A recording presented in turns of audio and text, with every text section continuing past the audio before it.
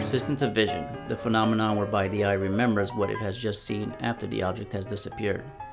In film and video, this phenomenon is widely believed to account for our ability to perceive a sequence of frames as a continuous moving picture. In 1500, Leonardo Da Vinci gave us a full description of the camera obscura, an optical device that projects an image of its surroundings on a screen. Leonardo da Vinci was well ahead of his time. Leonardo's writings and notes long remain in manuscripts. Shortly after his death, those passages from his papers dealing with painting were combined into the Trattato della Pittura. This is where we find Da Vinci's desire for painting to be a living thing. In 1515, Da Vinci presented a drawing of a type of image projector, the magic lantern, which was later developed in the 17th century. In 1832, Joseph Plateau introduced the Kinetoscope. Pictures on one disc, viewed through slots on the other, appeared to move when the two were spun and viewed in a mirror. The zoetrope was introduced by William George Horner.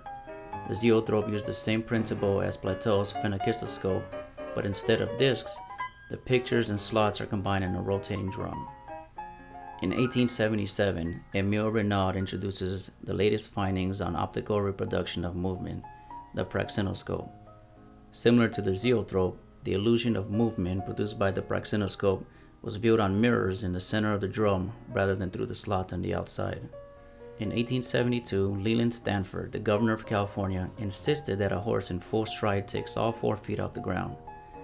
Stanford hired Edward Muybridge, a San Francisco photographer, to prove his point and settled a $25,000 bet. After many unsuccessful experiments, Muybridge mounted a line of cameras alongside the racetrack and tripped the shutters with electromagnets as a horse and rider galloped down the racetrack and over a short hurdle. The pictures proved that a horse does indeed take all 4 hooves off the ground while galloping. Muybridge developed a projector to present his findings. He adapted Horner's zoetrope to produce his zoo praxinoscope. In East Orange, New Jersey, Thomas Edison was pridefully working on perfecting his favorite of all his inventions, the phonograph.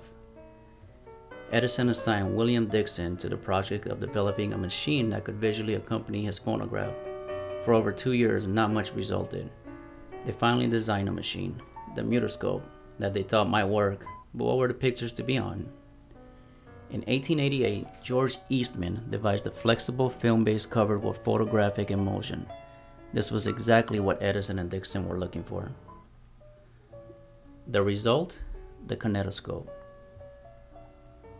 The kinetoscope is a continuous loop of film that passed over a series of rollers and in front of a lens.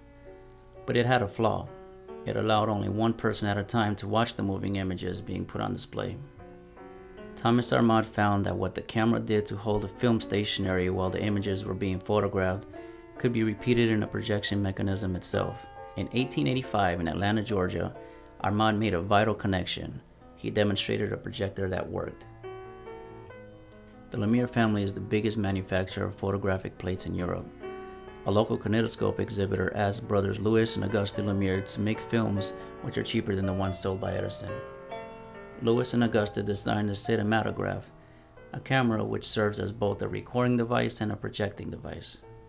The Cinematograph uses flexible film cut into 35mm wide strips and used an intermittent mechanism modeled on the sewing machine. The camera shot film at 16 frames per second, rather than the 46 which Edison used. This became the standard film rate for nearly 25 years. The Arrival of a Train is considered by most to be the first motion picture presented to a large public audience. This cinematic experiment demonstrated the Lumiere's new invention, the Cinematograph, which captured a train arriving at a passenger station. The audience were startled and started to panic as the train moved towards them. So who invented film?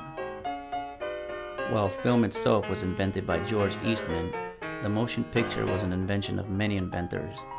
It was all just a matter of putting the pieces together.